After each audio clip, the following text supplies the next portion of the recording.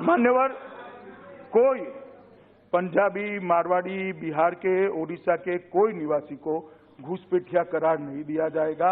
NRC के अंदर जो भारत के मूल निवासी है वो सबको यहाँ पर ही रहना होगा और यहीं पर रहने का उनका अधिकार है। वो बंगालियों का भी और पूरे नॉर्थ ईस्ट को इस दृष्टि से चिंता करने की जरूरत नहीं। श्री प्रेमचंद्रन जी ने भी अनकॉन्स्टिट्यूशनल है आर्टिकल 14 के हिसाब से कहा, मैंने आगे उसका जवाब दिया है। उन्होंने कहा सब माइनॉरिटी को देते हो तो मुस्लिम को क्यों नहीं देते। बहुत अच्छा सवाल है उनका, हर एक के मन में सवाल होना चाहिए। मगर ये जिन 3 देशों के लोगों को दे रहे हैं वहां मुस्लिम माइनॉरिटी नहीं है, इसलिए मुस्लिम को नहीं देते। माइनॉरिटी नहीं है वहां पर। अगर माइनॉरिटी है तो होते तो उनको भी मिलता, मगर वो नहीं है इसलिए नहीं देते। बड़ा सरल जवाब है, इसमें इतना सारा क्लमजी कुछ नहीं है कि जो समझ में ना आए।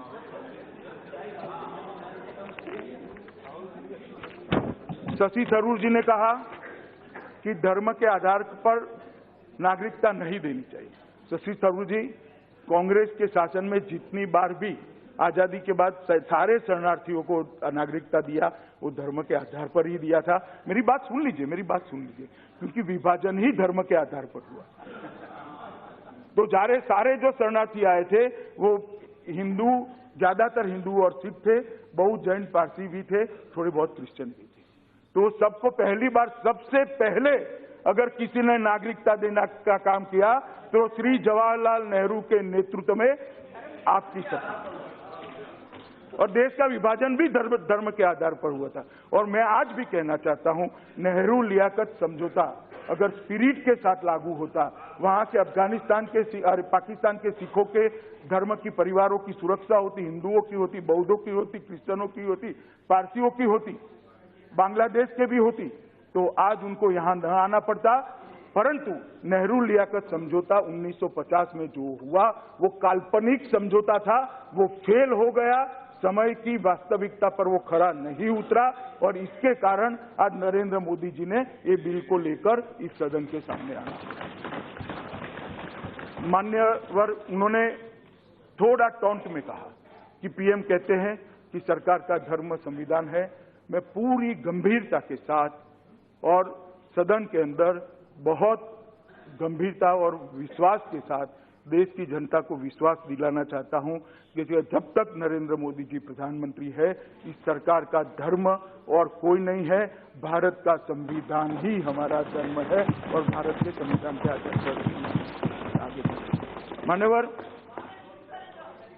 मान्यवर, एक विषय चला कि अभी भी मैं इस बात को थोड़ा एलोब्रेट इसलिए कहना चाहता हूं कि पूरे दिन इस प्रकार से चित्रण किया गया कि हम मुसलमानों के साथ अन्याय कर रहे हैं।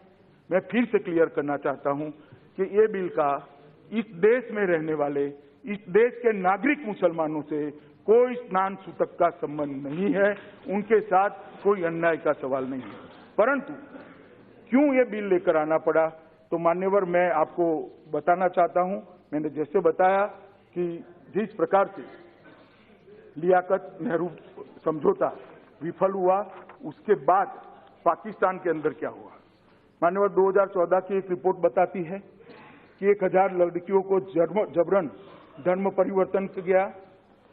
बादल साहब ने बताया पवित्र नानकाना साहिब के ग्रंथी की पुत्री जगजीत कौर को जबरन धर्म परिवर्तन किया गया।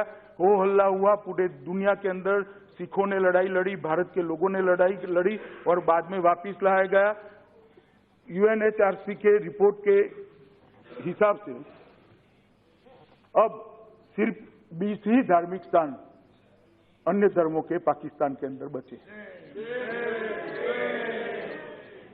मान्यवर, ये क्या बताता है?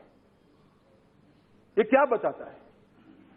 और जब इतनी प्रताड़ना ना हो, इतने अत्याचार हो, वहां से कोई शरण में आया, हम उसको शरण न दें क्योंकि वो हिंदू है, क्योंकि वो सिख है। आपसे पहले से ये किया जाता है। मान्य सदस्य बैठ जाओ भाई, बैठ जाओ।